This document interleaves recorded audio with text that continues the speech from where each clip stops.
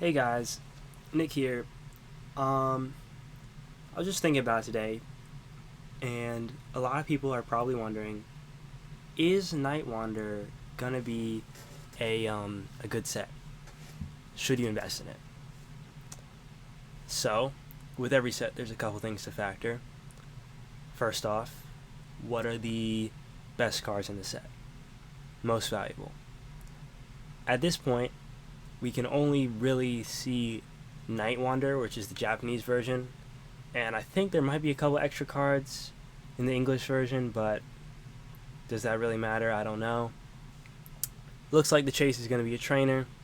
Immediately, kind of a red flag. There are some sets that have a chase trainer that are good, but there are also a lot that are not good.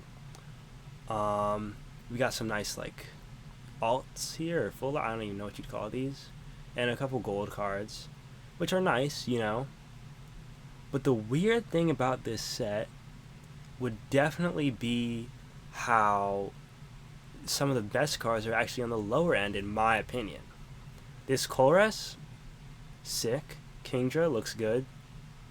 Zerozig, I don't know how to say his name, looks pretty good. You know, of course, this trio here is pretty fun. The Persian, the Houndoom, all this. Great cards, great cards. Undoubtedly. But the top cards are these new Pokemon, right? The DLC. So it kind of makes me wonder, how will this set perform? You know, so this is also going to be a zero point 0.5 set, basically meaning it's not going to have any booster boxes. It's going to be those booster bundles and stuff like this with Paldean Fates and 151. There'll be stuff like this here as well. But I really been thinking about it a lot. There's also going to be those window boxes with the Kingdra and the Greninja. Definitely getting some of those. But definitely comment down below, how do you guys think this set is going to perform? Me personally, I'm staying careful with it. August release is sometime, I want to say mid-August.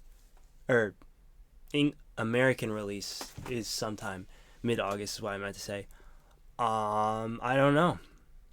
I don't know what's going to happen. I know I've heard lots of people saying they love these cards here that are mid-range, so it will be probably a fun set to open. But, it's kind of any man's say at this point. I have no clue how this set will perform in the States. But me personally, I'm picking up all of these. I might open some on the channel. I don't know yet. Probably open a booster bundle. Just so you guys can see.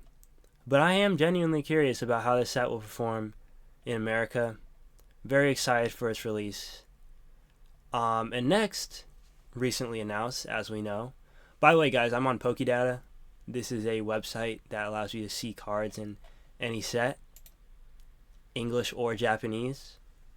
Great website, amazing resource. If I had this resource earlier in life, I'd probably be like rolling in cash. Honestly, I needed this. When I was a kid, I traded away some of my best Pokemon cards. For pennies on the dollar card, like dirt cheap cards.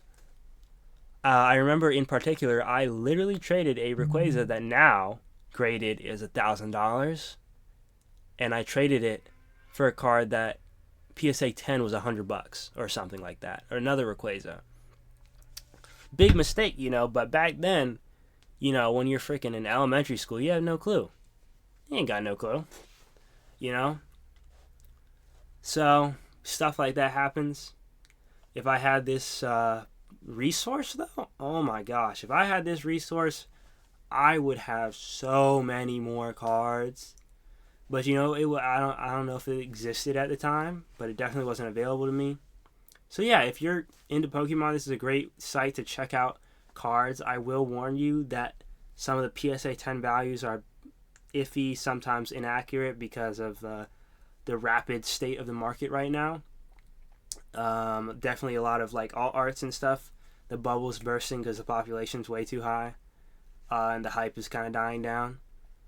So stuff like that, Pokédata is kind of slow with, but raw card values is actually pretty good with.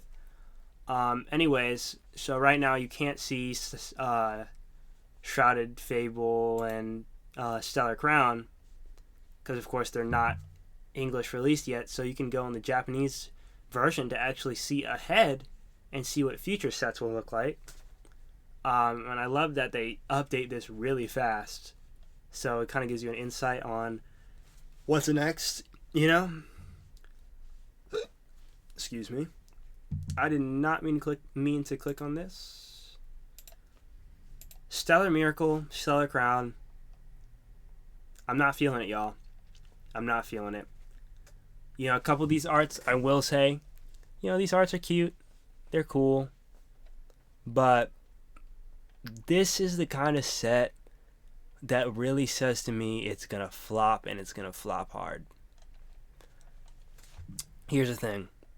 This Terapagos and stuff, this is like DLC characters for Scarlet Violet.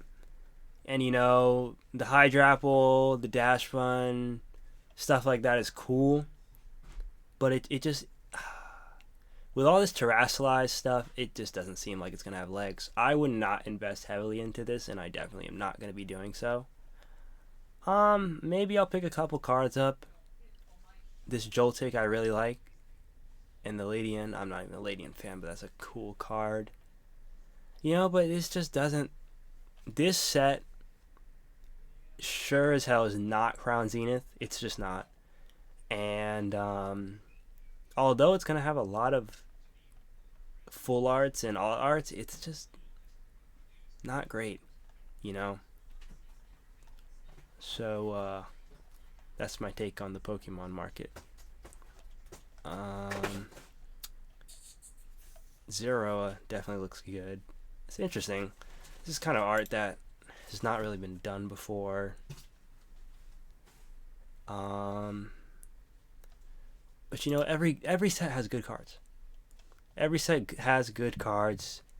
I don't think there's really any set that just has zero good cards. I mean, even in the like, I don't know. This Crabominal, I'm definitely buying. These two, I'm definitely buying. They just look so sick. But, you know, every set has good cards.